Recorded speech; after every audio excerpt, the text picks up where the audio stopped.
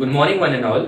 My name is Puneet Walva, and topic for me would be RBI and its functions and its credit policy. So, moving with the introduction part of the RBI, as you know that RBI is the reserve, is a banker's bank of a country, and it's the whole and sole authority which controls the banking system in a country. So, moving with the main body part of the RBI, speaking about its functions, the first most important function of RBI is the note issuing authority. As you know that RBI has the whole and sole authority of issuing the currency notes in our country, except 1 rupee note. The 1 rupee note is been issued by Ministry of Finance, and RBI has to maintain certain amount of reserves. That reserves would be in the form of gold reserves and foreign exchange reserve. So RBI maintains the 200 crores of reserves, out of which 115 crore reserves, 115 crores are kept as gold reserves, and rest are kept as foreign exchange reserve. So, moving with the next function of RBI is the banker to the government. As you all know that as we keep some amount of money in a bank and the bank takes control of that, the same way the RBI maintains the accounts of the government, not only the state government but also the central government. So, and it also provides certain amount of funds if they need for it. Moving further with the third function of RBI is its regulation and supervisory function. RBI has the whole and sole authority of carrying out regulation and supervision anytime, anywhere they want in any particular region.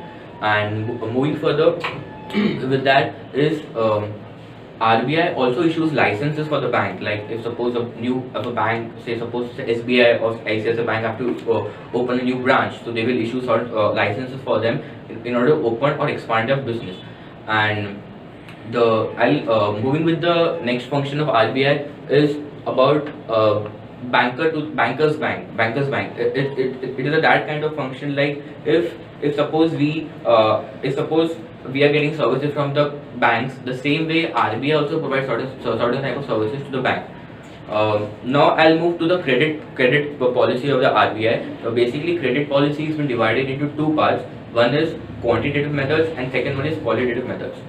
So starting with the quantitative methods, under quantitative methods, the RBI maintains a rate which is known as CRR. CRR is the cash reserve ratio, in which the bank, every bank have to maintain certain amount of cash reserve ratio of the deposit with RBI, and the current CRR rate is 4%. The next rate, the quantitative rate is SLR.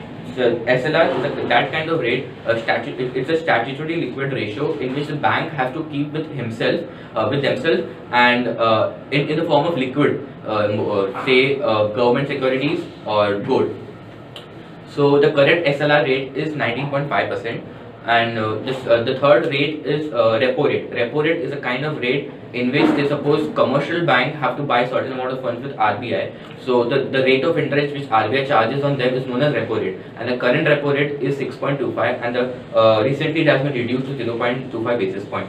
The fourth thing is reverse repo rate. Reverse repo rate is exactly opposite of the repo rate, in which the RBI, say suppose they have short of funds, so they will buy money from the commercial banks. So the rate of interest which they charge is on reverse repo rate. The current reverse repo rate is 6%.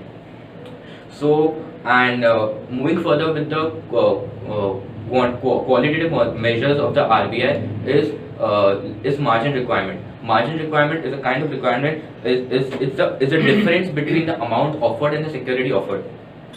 So, and the second measure for that point is that RBI guidelines. Obviously, say suppose RBI has to issue some sort of guidelines in order to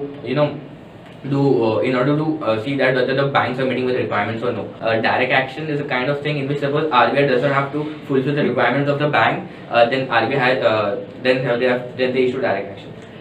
And I will come up with the recent news of RBI. RBI has recently like they have prompt corrective action measure is been issued by RBI. So they have removed 3 banks of prompt corrective actions.